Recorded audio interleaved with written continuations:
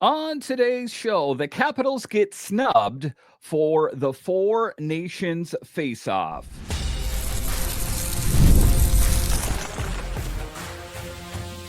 Your Locked On Capitals, your daily podcast on the Washington Capitals. Part of the Locked On Podcast Network. Your team every day. Well, hello and welcome into this edition of Locked On Capitals, part of the Locked On Podcast Network, your team every day. My name is Dan Holmby. I've covered the Capitals for the last 3 seasons for Locked On and various other outlets before that. I'm also the host of the weekly show called The Capitals Minutecast, available wherever you find podcasts. Today's episode is brought to you by our friends at FanDuel. You can start the season with a big return on FanDuel. New customers can place a $5 bet, and you'll get started with $150 in bonus bets if you win your first $5 bet.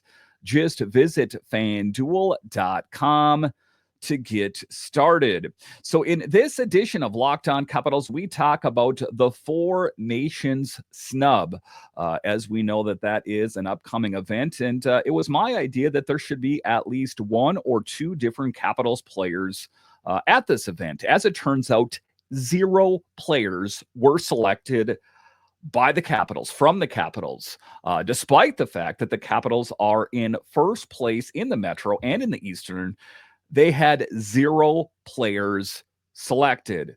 I can't really wrap my head fully around that, but that is the case, if you can believe it. I'll talk about that a little bit later. I'll talk about Andrew Cristall being named the WHL Player of the Month. As we know, Andrew Cristall was one of the last players cut before the season started. Some people thought he was going to find a roster spot, but has been absolutely killing it for the Kelowna Rockets.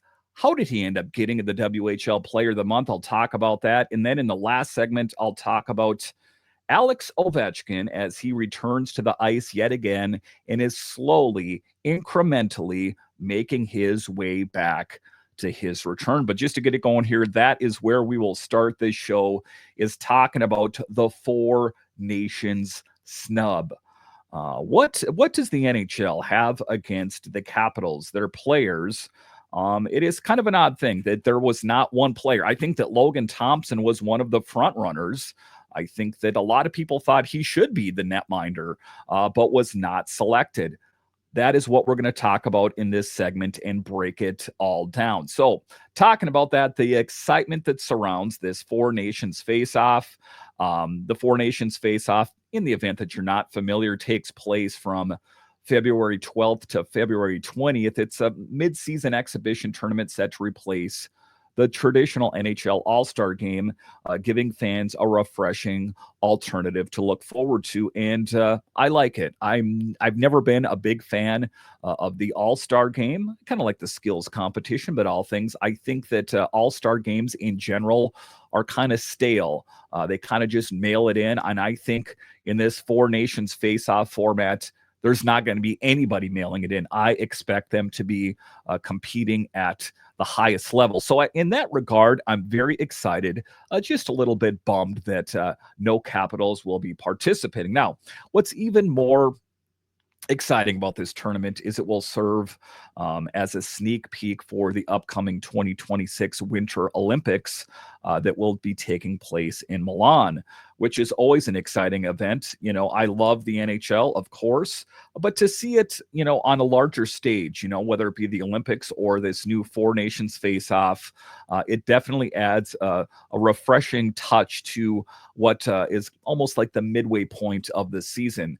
We'll get a chance to see some of our emerging Canadian and American hockey stars go head-to-head.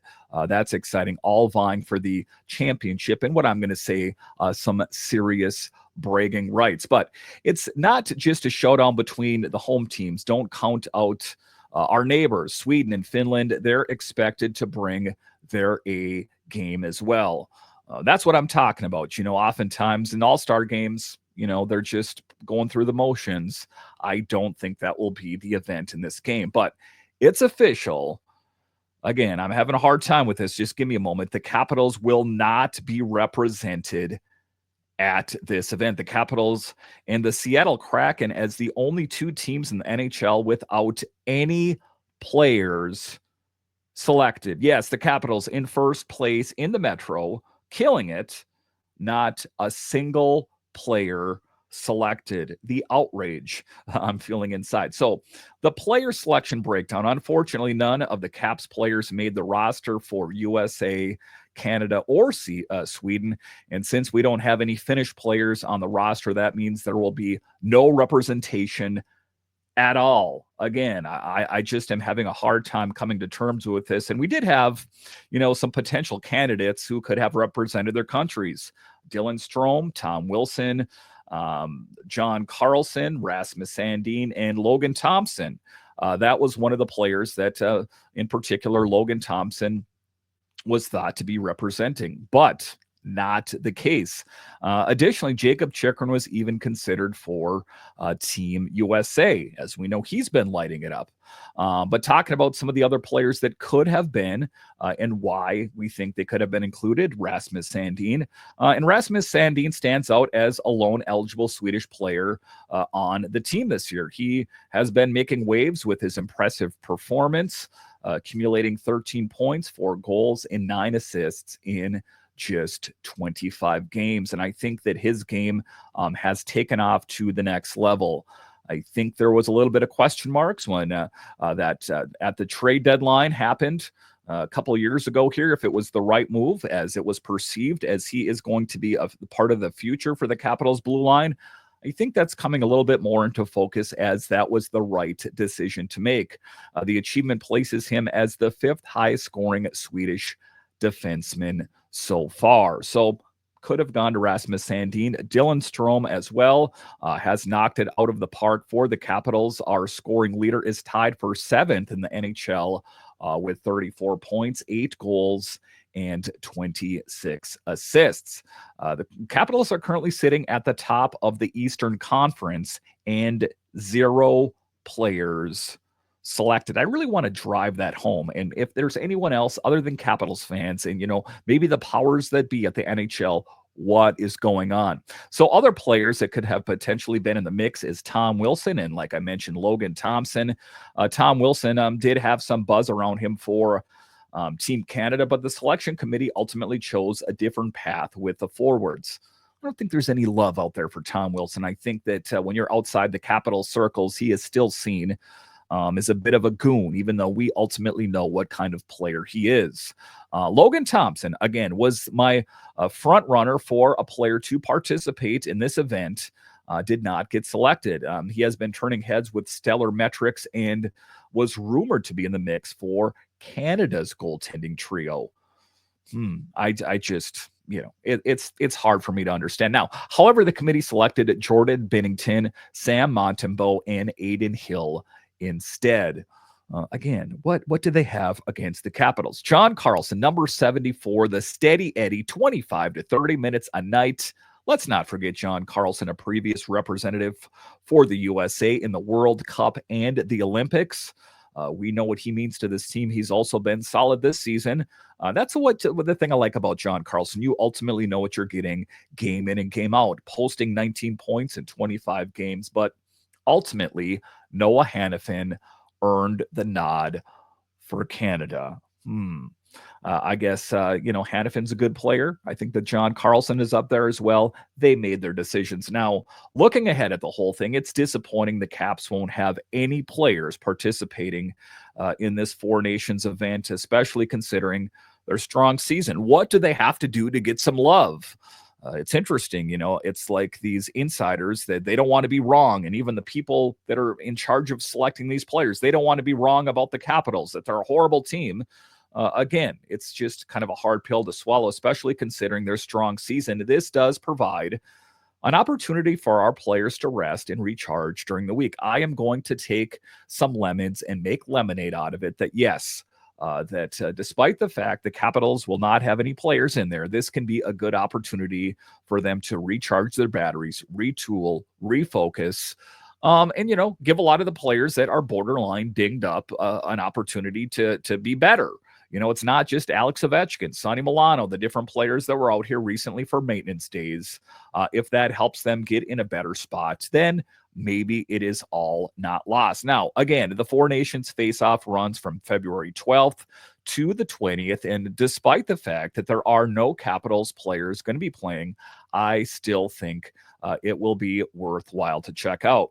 All right, so coming up here after the break, I will talk about a player that is going to really take the Capitals to the next level. Andrew Cristall, WHL's Player of the Month. Let's get hyped. Straight ahead.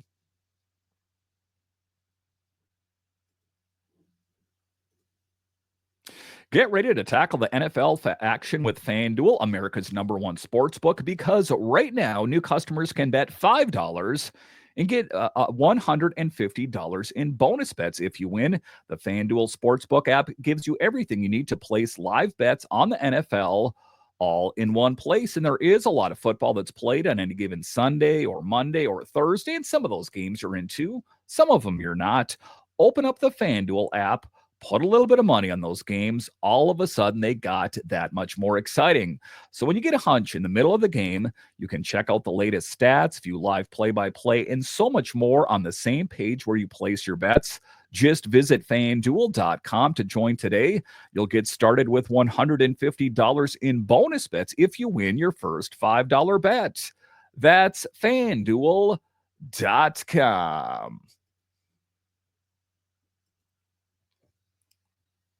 All right, welcome back into this edition of Locked On Capitals, part of the Locked On Podcast Network, your team. Every day you can find me, Dan, over on Twitter.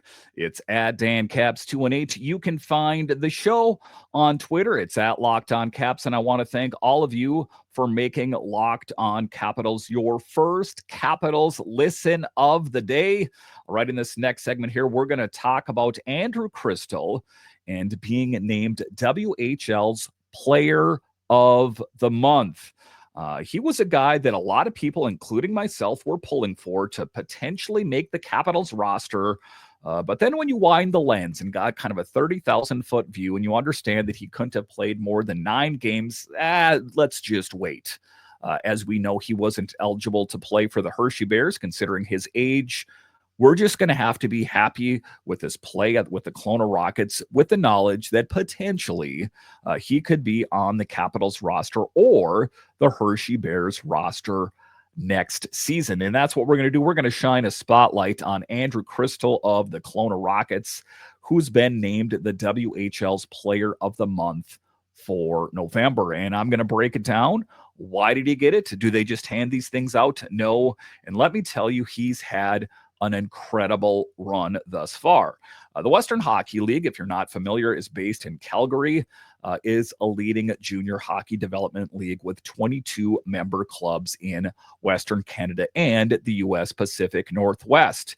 And I understand that it's not an apples for apples comparison with the production that he's getting in the WHL. However, got to start somewhere. He is a young man, and just based on the metrics of what he's putting up, it shows some promise about what we could potentially see from him maybe even next year. So let's talk about his November performance. Why did he get this alone? In November alone, Cristall put up an amazing 13 goals, including his first hat trick of the season, and added 18 assists, bringing his total to 31 points across just 12 games. That's what I'm talking about. The Capitals are looking for goal scorers. Ryan Leonard, Andrew Cristall. This team next season potentially could be markedly better. So what is that? 13 goals, 18 assists, 31 points. He has a plus 16 rating, which is the best in the league. This is not a guy that said, he's okay. He is the best in the league in those metrics. He led all skaters in goals and plus minus while coming in second in assists. Pretty impressive, if you ask me. And talking about some memorable moments, watching some of the footage, I at least watch the highlight packages. I don't necessarily watch all of the games, but I do watch the highlights. There were some unforgettable moments last month, too. Cristall had 9 multi-point games, with 4 of those seeing him score 4 or more points. I think that he is going to be one of the key additions for the Capitals next season, and definitely has been taking the Kelowna Rockets to the next level. He started November with a solid performance against the Chiefs, netting a goal and 3 assists in a close 6-5 loss. During an 8-3 win over the Giants, he stood out with a 5.9 night, registering 1 goal and 4 assists. This is a guy that can score on the regular. This is not a flash in the pan. This is a guy that puts up numbers on the regular. And he capped off the month with a dominant hat trick and 2 assists in a 9-1 victory over the Regina Pats. What a way to finish it off. Now, that's where we're at. And that some people, including myself, are like, yeah, those are some good numbers. Why isn't he on the Capitals? And touche.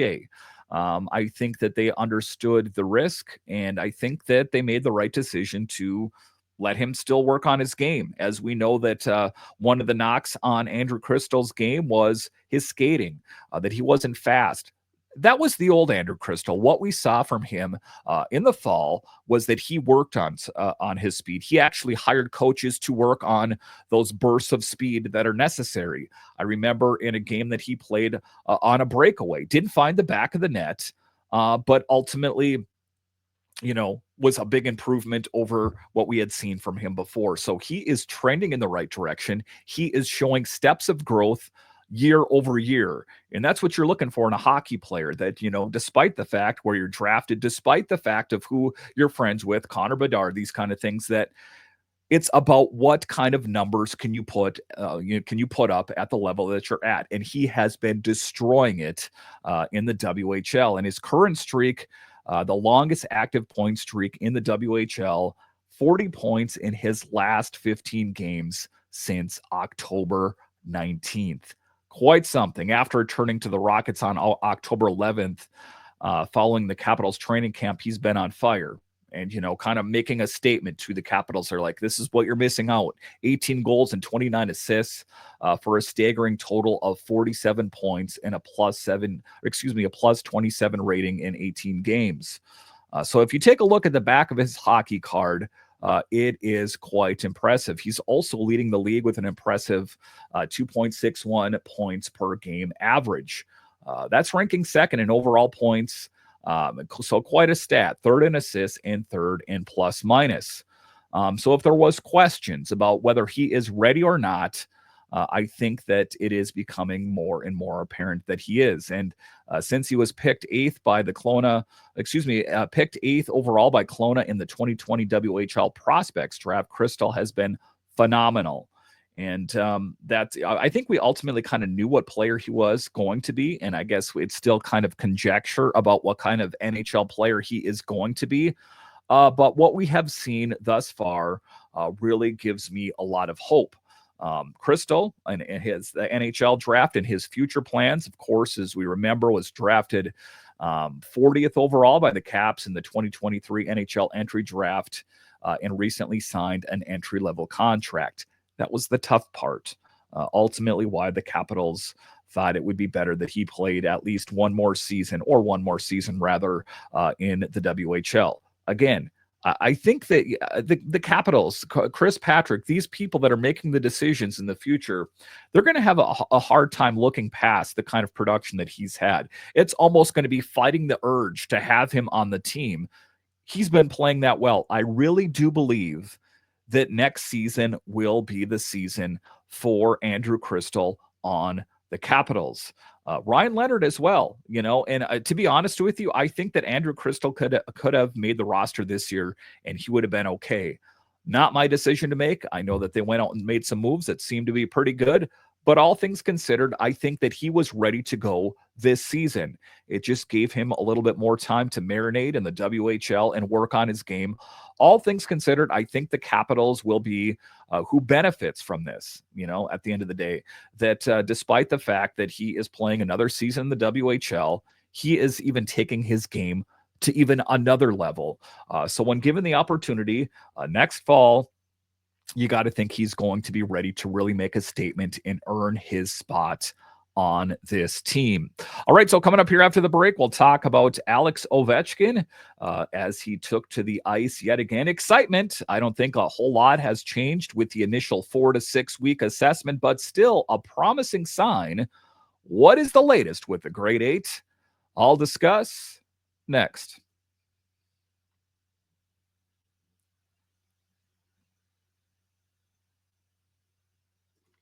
All right, welcome back into this edition of Locked On Capitals, part of the Locked On Podcast Network. It is your team every day.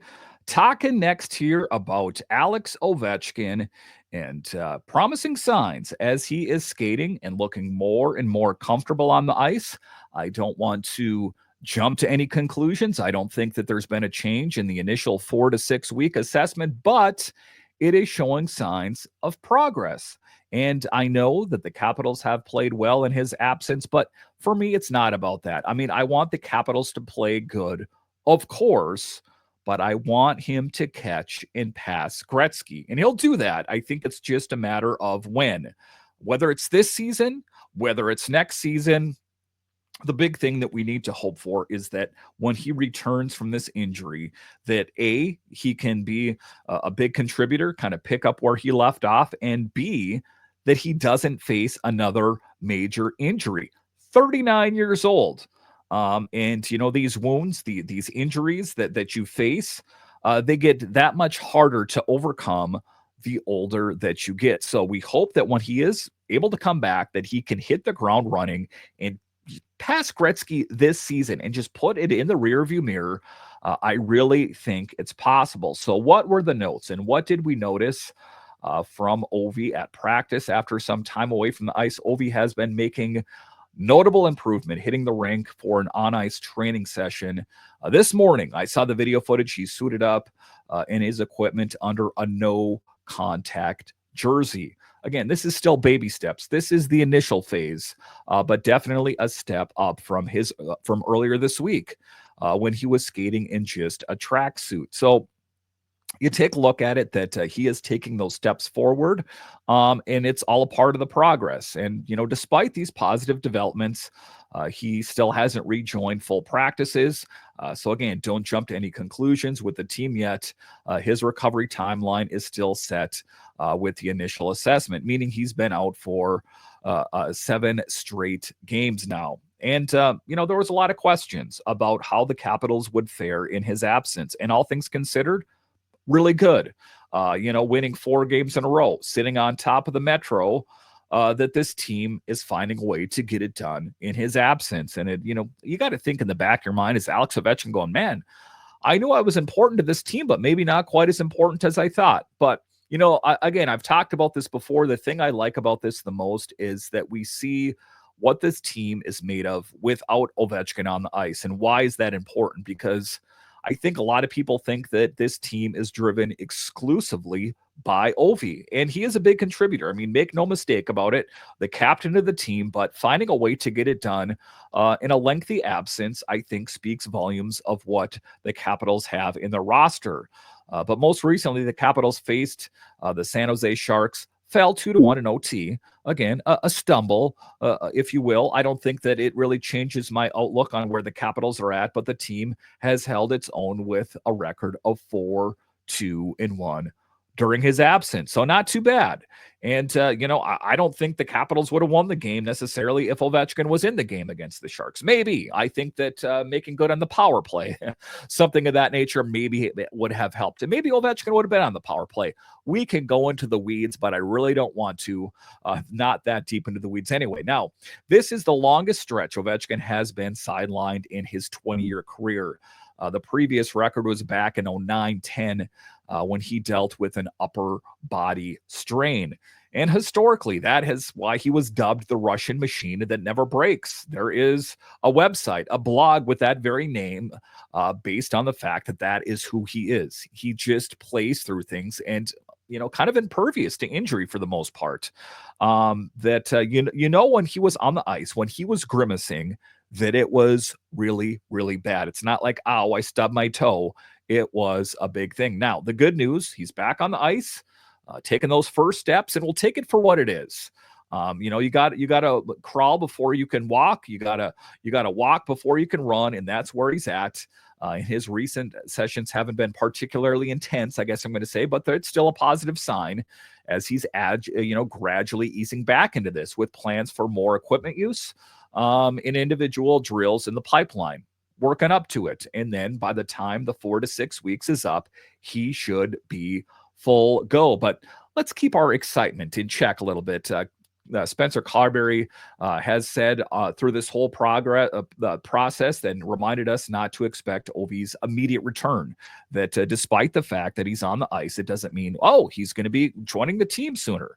If all goes according to plan, he could make an appearance between December 17th against the Blackhawks and December 31st against the Bruins. That's the time window. And there still is time, even though it's getting a little bit tighter here, for him to, in fact, catch and pass Wayne Gretzky. Something that seemed like it was going to happen much sooner got pushed out a little bit. And just like a child waiting for presents under the tree in Christmas, we're just going to have to be patient here. So the big thing here is mark your calendars, because the Capitals have 5 games lined up in that time frame, and we can't wait to see Ovi back in action real soon. Until then, it's interesting to see this lineup getting tinkered by Spencer Carberry, mixing up the forwards. Deep pairings have stayed pretty much intact, but just doing whatever it takes to get production. And all things considered, I think the Capitals have weathered the storm. Again, losing a game here and there, it's going to happen, even if Ovi was on the ice, that this team can dig deep and overcome, and they have done just that. So optimism abounds for the Capitals as they take on the Maple Leafs this weekend. I'm hoping for a turnaround. And if you can pick up a big win over a team that's really good this season, then I think that you can kind of just shake off a former loss. And before you know it, you'll forget there was even a loss in the first place. All right, once again, guys, I want to thank you for joining me on this edition of Locked On Capitals, your only daily year-round podcast covering the Washington Capitals. And I want to thank all of you that listen on the audio side and watch this on YouTube. You are what makes this show successful. All right, once again, I want to thank you for joining me on this edition of Locked On Capitals, part of the Locked On Podcast Network, your team every day. My name is Dan Holme, and I'll talk to you again next time.